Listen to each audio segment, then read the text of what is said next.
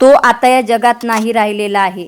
खूप वाईट वाटलं, कारण डोळ्यासमोर फक्त त्याची बायकोचा चेहरा दिसत होता, त्याच्या आईचा चेहरा दिसत होता आणि त्याचे छोटी छोटी मुलं दिसत होती, की ज्यांना कळत पण नाही की आपल्या बापासोबत काय झालं. आज सकाळपासून ना माझं कशातच लक्ष लागत नव्हतं. म्हणून मला असं वाटलं की मी सर्व घर क्लीन केलं, पण स्वामींचं मंदिर क्लीन केलं नाही, म्हणून मला अस्वस्थ वाटत असेल. परंतु कधी-कधी आपलं मन ना असं निगेटिव्ह आपल्याला सांगते की काहीतरी वाईट घडणार, आणि तेच आज माझ्यासोबतसुद्धा झालं. श्री स्वामी समर्थ. स्वागत आहे तुमचं या चॅनलवर, ज्याचं नाव आहे मोहिनी की दुनिया. कशी आहे तुम्ही? आय होप तुम्ही मस्त आणि मजेत असणार आहे. तर हा व्हिडिओ ना म्हणजे मी गावावरून आली ना त्याच्या दुसऱ्या दिवशीचा आहे. सकाळपासून ना माझं मन असं उदास होतं, मला काहीच सुचत नव्हतं काय करू काय नाही. परंतु मी सर्व कामं आवरले आणि काही व्हिडिओ एडिट केले आणि दुपारी 3 वाजतापासून मी कामाला लागली, कारण माझं कशातच मन लागत नव्हतं. तुमच्यासोबत कधी असं झालेलं आहे काय, ते कमेंट बॉक्समध्ये नक्की सांगा. तर मी सकाळी उठल्या उठल्या सगळ्यात पहिले प्रमोशन व्हिडिओ केले. सगळं ठीक असूनही ना आतून सतत वाटत होतं की काहीतरी खूप वाईट घडणार आहे. आणि घरात ना म्हणजे गावाला गेली होती, त्याच्यामुळे स्नॅक वगैरे काहीच नव्हतं. म्हणून म्हटलं चला मन लागण्यासाठी आपण हा चिवडा करूया. सकाळ झाली, नेहमीसारखं मन शांत नव्हतं. घरात सगळं होतं, मुलं होती, कामं होतं, पण माझं मन कुठेच लागत नव्हतं. काही वेळा असं होतं ना की कारण नसताना पण घाबरतं मन. तरीही मी स्वतःला सावरलं. स्वरासाठी मखाण्याचा चिवडा बनवला. म्हणजे असा मखाना आणि ज्वारीच्या लाह्या असतात ना, ते मी ऑनलाईन मागवल्या होत्या आणि त्या भाजून घेतल्या, मखाना, ज्वारीच्या लाह्या. आणि त्याच्यानंतर त्याच्यात फुटाणे टाकले, शेंगदाणे तळून टाकले, कढीपत्ता टाकला. जे काही जिन्नस घरात असेल, डाळवा वगैरे, ते तुम्ही टाकू शकता. आणि लहान मुलांसाठी किंवा मोठ्यांसाठी पण हा चिवडा खरंच खूप छान आहे. त्याच्यानंतर हिरवी मिरची, कढीपत्ता वगैरे टाकून दिलेला आहे. तो क्षण सुंदर होता, पण मनातली बेचैनी काही जात नव्हती की बाबा काय होणार आहे, काय होणार आहे, असं काहीतरी असं मला वाटत होतं. नंतर तो चिवडा मी मिक्स करून घेतला. स्वराजला पण खाया नाही. स्वराज तर म्हणत होता कधी देतं, कधी देतं. सर्व मी ते काढून घेतलं आणि त्याच्यानंतर मी मीठ टाकलं, धनिया पावडर टाकलं, जिरेपूड टाकली, तिखट मी थोडंसं कमीच टाकलेलं आहे, कारण स्वराजला मी जास्त तिखट देत नसते त्याच्यामुळं. तर तुम्हीसुद्धा तुमच्या लहान मुलांसाठी नक्कीच हे करू शकता. रात्री माझी ना जेवायचीसुद्धा इच्छा होत नव्हती, पण मी ना स्वराजसाठी स्वयंपाक मला करायचा होता, कारण आपण जर असं टाळलं तर मग मुलं पण टाळायला शिकतात. तर इथं स्वराज मस्तपैकी मखाण्याचा चिवडा खात होता, तुम्ही बघू शकता. आणि त्याला खूप आवडला होता. कसं आहे, मी माझ्या कामात राहते, त्याच्यामुळं म्हटलं चला करून ठेवूया.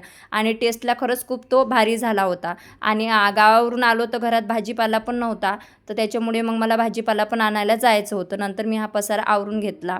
तर आमची एक रिलेटिव्ह आहे, मी कोण आहे काय आहे ते सांगत नाही, परंतु एवढं सांगते की तो व्यक्ती निघाला होता आणि निघताना त्या व्यक्तीचा ॲक्सिडेंट झाला आणि त्याच्यानंतर तो कोमात वगैरे होता आणि त्याच्यानंतर तो गेलेला आहे. परंतु मनाला एक हळहळ लागलेली आहे, कारण त्या व्यक्तीला एक छोटं बाळ आहे, अजून होणार आहे बहुतेक, आणि आई आहे. त्याच्यामुळे किती वाईट वाटते ना. नवरा तो कसाही असू द्या, कसाही असू द्या, तो बेवडा असू द्या, रिक्षा चालू द्या, तो काही करू द्या, परंतु नवरा तो नवरा असतो आणि त्याचं छत डोक्यावर असणं एका स्त्रीसाठी खूप महत्त्वाचं असते. मी वाईट आहे, माझी आणि त्यांची म्हणजे भांडणं आहेत, परंतु कसं आहे, दुश्मन जरी असला ना, तो गेल्यावर वाईट वाटतं.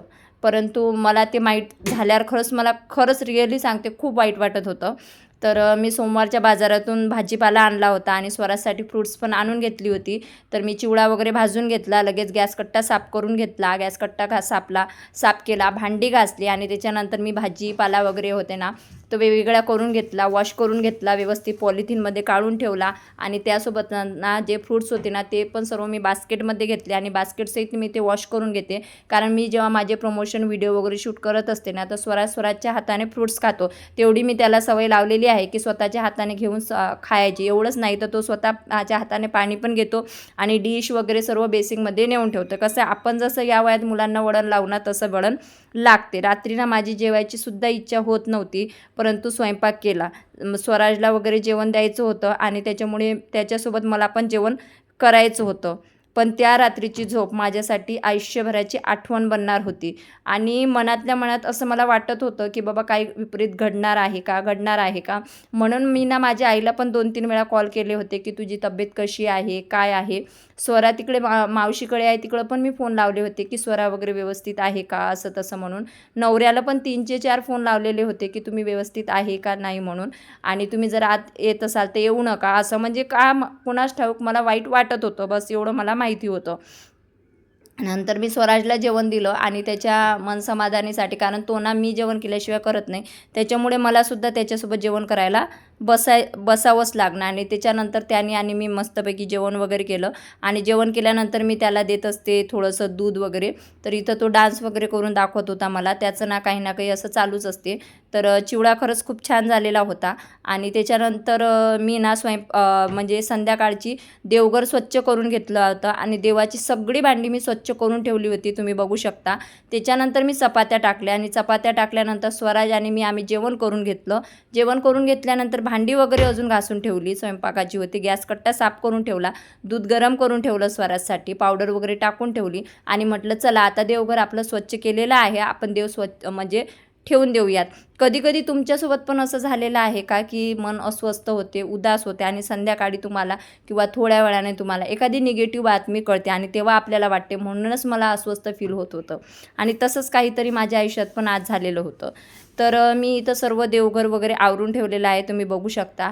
म्हणजे सर्व देव व्यवस्थित वगैरे ठेवून दिले. म्हटलं उद्या उठल्यानंतर पटापट आपल्याला पूजा करायला तेवढंच हलकं जाणार आहे.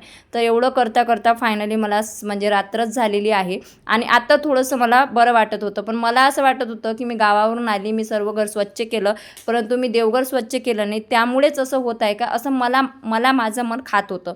म्हणून मी एवढ्या रात्री का होईना ते देवघर स्वच्छ केलं. त्याच्यानंतर मी गॅलरीत आली आणि गॅलरीत खूप छान अशी थंड हवा होती. आणि छोटे छोटे असे गुलाबाच्या झाडाला गुलाब आलेले आहेत. हे जास्वंद येणार आहे उद्या. आणि त्यासोबतच हे म्हणजे संध्याकाळचा नजारा एवढा सुंदर दिसतो ना की बघावंसंच वाटते. आणि स्वच्छता ठेवल्यानंतर तर कोणतंही घर हे सुंदरच दिसत असते. तर आत्ता माझं सगळं आवरलेलं आहे, एक पोनी वगैरे घातलेली आहे. आणि एवढं भारी हवा इथे नाही, इकडून असं वाटतं इथं झोपावं, पण आपण इथं झोपू शकत नाही. आणि बघा आता आम्ही झोपणार आहे. दोघं मायले कसं आहे त्याच्यामुळं काही एवढं हे नाही. गॅलरी लावून देतो. चल सोरा झोप.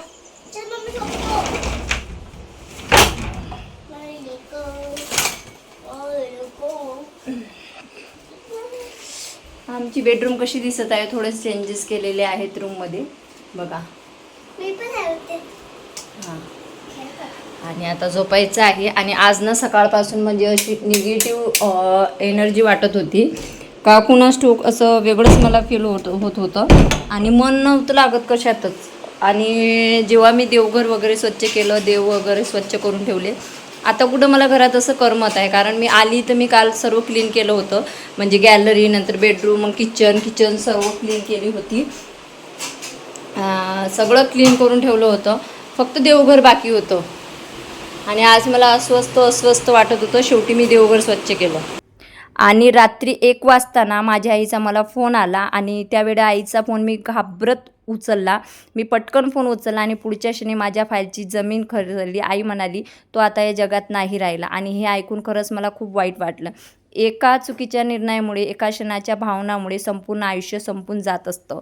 आणि मागे उरते रडणारी आई, तुटलेली बायको आणि बापासाठी वाट पाहणारी पोरं. खरंच ना, कधी कधी आपलं मन आपल्याला आधीच संकेत देत असतं, पण काही गोष्टी आपल्या हातात नसतात. आजही त्या रात्रीचा फोन आठवला की अंगावर काटा येतो. जर तुम्ही आयुष्यात खूप त्रासातून जात असाल तर एक गोष्ट लक्षात ठेवा, एक वाईट वेळ पूर्ण आयुष्य संपवण्याचं कारण ठरू शकते. तर चला, असा होता आजचा ब्लॉग.